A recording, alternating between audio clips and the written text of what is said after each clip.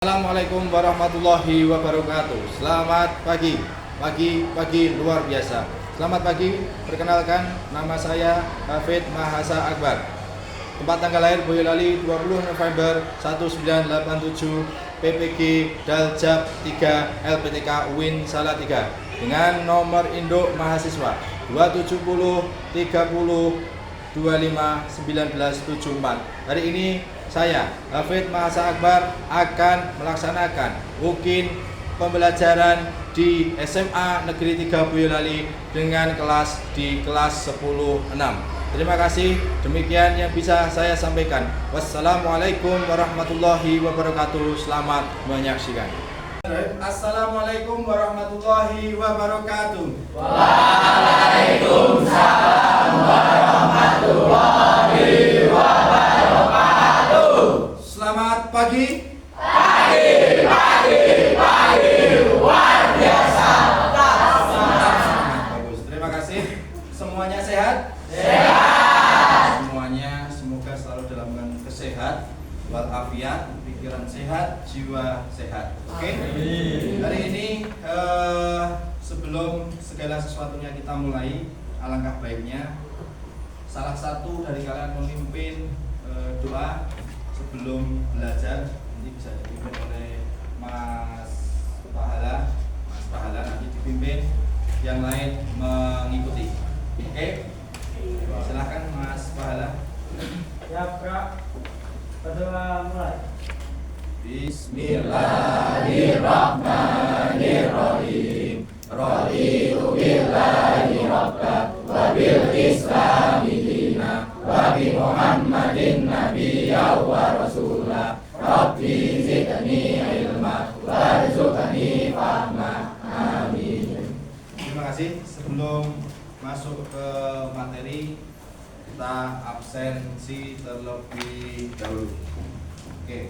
Adna Ababil hadir, Alika Ayunikias hadir, Amalia Yuariska hadir, Kirana Maulida Febrianti hadir, Muhammad Arif Faisal hadir, Pahala Saputra hadir, Sherly Anastasia hadir, Vika Rahmawati. Hari ini berarti semuanya hadir. Nah, komplit semuanya. Oke, sebelum kita memasuki materi yang baru, mungkin ketika melaksanakan sesuatu, biasanya ketika kalau sekolah itu kan ada ujian, ya ada ujian sekolah, terus ada UTS. Nah, itu apa yang harus kita lakukan? Apakah kita harus menyontek atau tidak? Terus ketika di dalam sekolah ada masjid itu digunakan untuk sholat, apakah ketika dalam pelaksanaan sholat itu kita harus tunggu sepi dulu atau tidak? Tidak. Itu semuanya harus semangat duduk-duduk ke masjid. Terus ketika di dalam pembelajaran mungkin ada tugas dan lain sebagainya, bolehkah kita melaksanakan tugas itu seluruhnya full dengan AI? Tidak.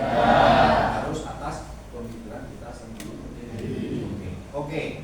Dari situ kita paham bahwa apa yang kita lakukan, segala sesuatu yang tadi sudah kita bahas itu, yang tadi kamu sampaikan, kaitannya dengan kompetisi dalam apa? Kebaikan. Oke. Terus materi yang sebelumnya, kemarin kita sudah sedikit membahas materi tentang Su'abul Iman. Apa itu kemarin Su'abul Iman?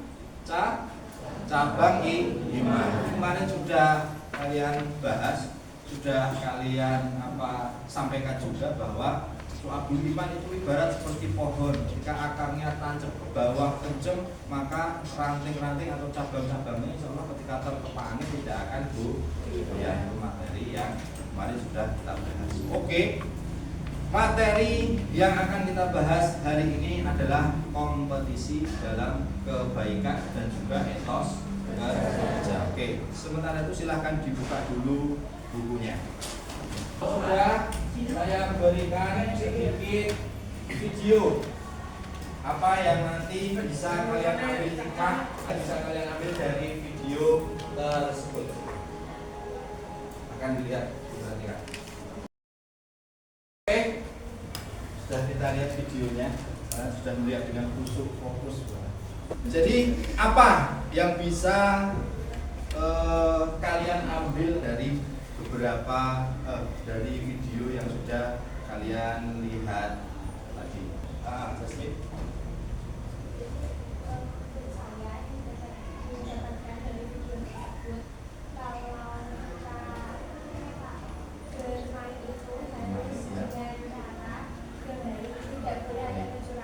Oke, tepuk tangan dulu untuk ya, Mas Fauzan coba.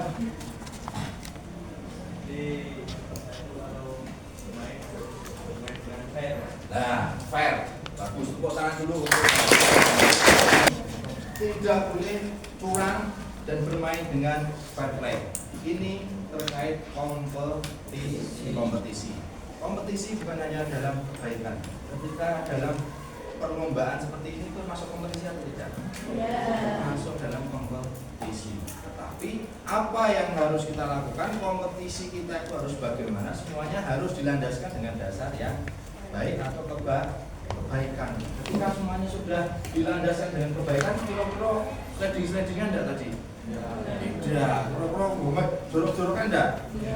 Nah, itulah hikmah atau salah satu manfaat ketika kita melaksanakan kompetisi dalam kebaikan. Kompetisi dalam kebaikan itu di itu ada dalilnya. Al-Maidah ayat 48. Bunyinya Bismillahirrahmanirrahim. Wa anzalna ilaikal kitaba bil haqqi musaddiqal lima baina yadayhi minal kitabi wa muhaiminan alaihi. Terus fahkum bainahum bima anzalallahu wa la tattabi ahwa'ahum amma ja'aka minal haqq likullin ja'alna minkum syir'atan wa minhaja walau sya'allahu la ja'alakum ummatan wahidatan walakin liyabluwakum fima atakum fastabiqul khairat ilallahi marji'ukum jami'an wa yunabbi'ukum bima kuntum fihi tahtalifun. Oke, pintar, sudah hafal semua, bagus. Di antara atau di dalil yang sudah kalian bacakan tadi, mana yang menunjukkan kompetisi dalam kebaikan atau berlomba-lomba dalam kebaikan? Di dalil yang sudah kalian baca tadi, apa? Bebil? Oke, tepuk tangan dulu buat dari penggalan ayat yang berbunyi fastabiqul khairat, yang artinya berlombalah dalam kebaikan. Jadi ketika berlomba-lomba itu harus kita dasarkan semuanya dalam kebaikan terlebih dahulu. Ketika sudah kita landaskan dengan kebaikan, insya Allah hasil yang didapatkan insya Allah juga akan mendapatkan hasil yang baik, berkah sesuai dengan agama yang kita Oke. Selain kompetisi dalam kebaikan, nanti juga akan kita bahas tentang etos kerja. Contoh kompetisi dalam kebaikan yang dekat dengan kita mungkin. Coba, Novita. Contoh kompetisi dalam kebaikan. Kalau mengerjakan ulangan tidak menyontek, bagus. Satu saja, tepuk tangan untuk Novita. Terus selanjutnya, berangkat atau melaksanakan sholat di masjid ketika tepat dengan adzan. Oke, tepuk tangan dulu untuk Aisyah. Terus satu lagi, mengerjakan tugas dengan pemikiran sendiri tanpa bantuan AI atau tidak, semuanya full pakai AI. Tepuk tangan dulu. Itu tadi beberapa contoh, ya, beberapa contoh kompetisi dalam kebaikan yang bisa kita lakukan paling dekat dengan kita, yaitu di lingkungan sekolah. Ketika ulangan tidak menyontek, ketika azan langsung duduk ke sana bagus, pas dengan azan ketika diberikan tugas tidak full digarap dengan AI, tidak full dengan AI, tetapi ada pemikiran yang harus kita sampaikan terlebih dahulu. Itulah beberapa contoh kompetisi dalam kebaikan yang dekat dengan kita. Jadi juga sudah kalian baca bahwa dalilnya tadi terdapat di Quran surat Al-Maidah ayat 48. Jadi, apa tadi salah satunya ketika fastabiqul khairat, maka berlomba-lombalah dalam kebaikan. Karena apa? Ketika kita melaksanakan segala sesuatu itu tidak atau tanpa aturan, ketika berlomba-lomba itu pokoknya menghalalkan segala cara, maka di ayat Al-Maidah tadi fayunabbi hukum bima kuntum fihi tahtalifun, maka akan diberitahukan kepadamu apa yang kamu perselisihkan atau kamu akan dimintai pertanggungjawaban. Itu tadi sedikit materi atau contoh materi dalil terus pengertian tentang kompetisi dalam kebaikan. Yang selanjutnya yang mengajarkan umat muslim untuk berlomba-lomba, tadi sudah kita sampaikan, berlomba-lomba dalam kebaikan itu juga harus punya etos kerja yang kuat. Makanya materi kompetisi dalam kebaikan kita sambung dengan apa yang namanya etos kerja. Nah, secara kita umat muslim jangan hanya memikirkan dunia, tetapi juga dampaknya ketika di akhirat. Ini ulangi lagi, saling memahami makna kompetisi dalam kebaikan. Jadi ketika tadi tidak nyontek, maka teman yang lain akan mendapatkan inspirasi, ya tak? Inspirasi kompetisi yang sehat mendorong atau membuat motivasi orang lain juga jadi lebih kuat. Terus yang kedua, meningkatkan kualitas diri. Jadi ketika besok ada ulangan, ketika belalah itu dewe, ya insya Allah tetap akan bisa karena dia mengerjakan dengan diri sendirinya, tidak menyontek. Terus sholat juga itu juga seperti itu. Ketika melaksanakan sholat ada atau tidak ada, ketika sudah waktunya sholat langsung duduk, tidak usah nunggu temannya, tidak usah nunggu sepi, tidak usah dan lain sebagainya. Yang ketiga, pada akhirnya akan mencapai keberhasilan bersama. Kebaikan atau hal-hal yang kita lakukan mulai dari kompetisi dan nanti akan kita bekerja akan intinya adalah mencapai keberhasilan bersama. Jika di dalam satu kelas mempunyai kompetisi yang sehat, mempunyai etos kerja yang tinggi, maka semuanya akan berhasil. Siapa tahu yang tidak suka semuanya berhasil? Suka semua? Lah, pentingnya kita memahami makna kompetisi dalam kebaikan yang akan kita sambungkan dengan materi selanjutnya, yaitu etos kerja. Etos kerja. Oke, belum kita bahas tentang etos kerja, kita perlihatkan dulu seperti tadi video yang nanti akan kita lihat bersama apa yang bisa kita ambil, apa yang bisa kita simpulkan dari video tersebut. Ini silakan diperhatikan.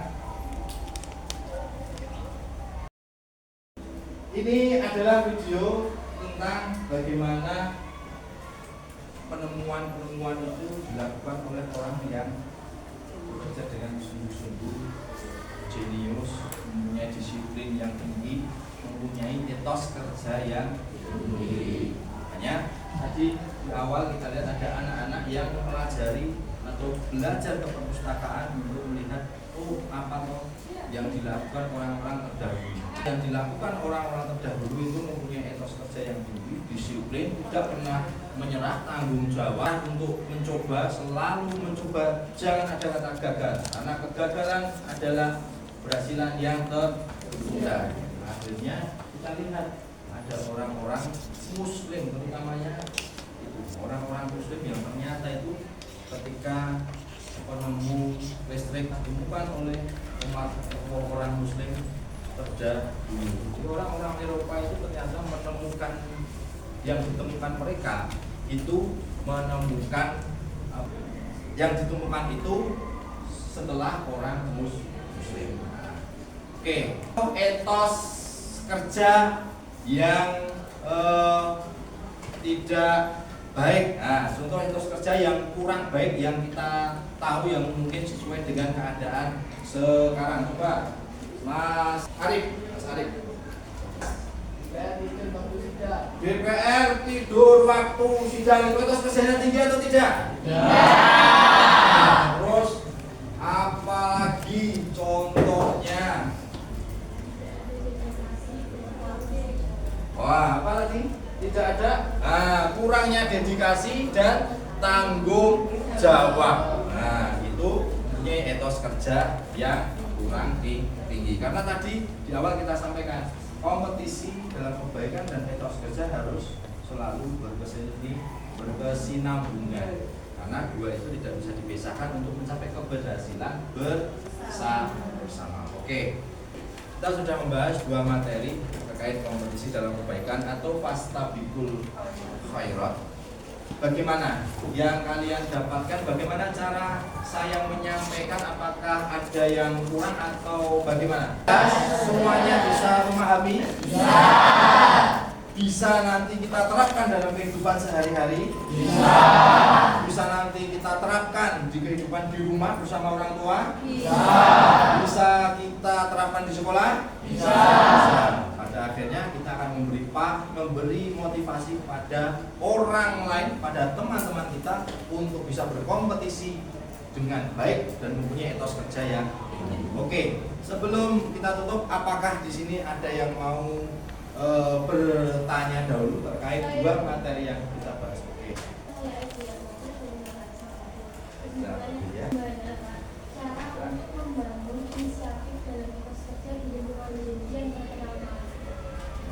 Bagaimana cara membangun inisiatif yang tinggi di Gen Z, karena Gen Z itu terdengar agak malas gitu ya. Oke. Tepuk tangan. Inisiatif yang tinggi. Jadi ketika memang Gen Z itu erat kaitannya dengan instan ya.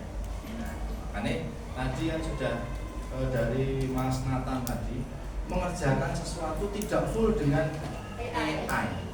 Boleh kita itu untuk mempermudah segala sesuatunya itu kita pakai AI boleh, tetapi paling tidak ada apa tadi, hal-hal atau pikiran kita yang kita curahkan terlebih dahulu. Baru kalau mungkin kita kurang nah itu baru kita tambahkan atau kita cari mungkin dengan AI yang ada. Tapi pada dasarnya harus kita bergerak dahulu dari diri kita dahulu, dari dalam diri kita, dalam jiwa kita itu kita mempunyai atau menghasilkan karya dari pikiran kita lebih dahulu. Lalu ketika nanti ada hal-hal yang levelnya naik, itu harus kita permudah dengan apa yang namanya AI. Selain dari dalam diri, faktor lingkungan mungkin juga bisa, ya toh? Lingkungannya bagaimana? Apakah lingkungannya mungkin sering nongkrong game? Itu nanti bisa menjadi rasa malas karena full kehidupannya berada di dunia maya. Bagaimana harus tetap aktivitas di luar rumah, tumbuhkan rasa empati sehingga kita punya inisiatif dan nanti akan kita sambungkan atau kita bantu inisiatif kita, ide kita itu dengan AI. Kurang lebih seperti itu. Terima kasih. Tepuk tangan dulu untuk teman-teman semua yang dirahmati Allah Subhanahu wa taala, yang sangat saya banggakan nanti kalian akan menjadi pemimpin-pemimpin di masa depan. Ya. Yang sudah kita pelajari ada dua, yaitu yang pertama kompetisi dalam kebaikan atau biasa kita sebut fastabiqul khairat. Yang kedua etos kerja, bagaimana ketika kita dalam melakukan sesuatu kita mempunyai aturan atau etika atau bagaimana kita itu bisa melakukan segala sesuatu itu dengan baik, dengan koridor yang jelas, tidak melanggar aturan-aturan yang ada. Oke, terima kasih. Kiranya hari ini kita cukupkan sampai di sini. Ayatnya, dalilnya ada Quran surat Al-Maidah, begitu juga dalil etos kerja nanti dibaca sehingga pada akhirnya nanti bisa merasuk dalam diri kita, memberikan motivasi dan bisa kita terapkan di hari-hari selanjutnya. Terima kasih. Berdikari luar biasa. Terima kasih. Wassalamualaikum warahmatullahi wabarakatuh. Waalaikumsalam warahmatullahi wabarakatuh.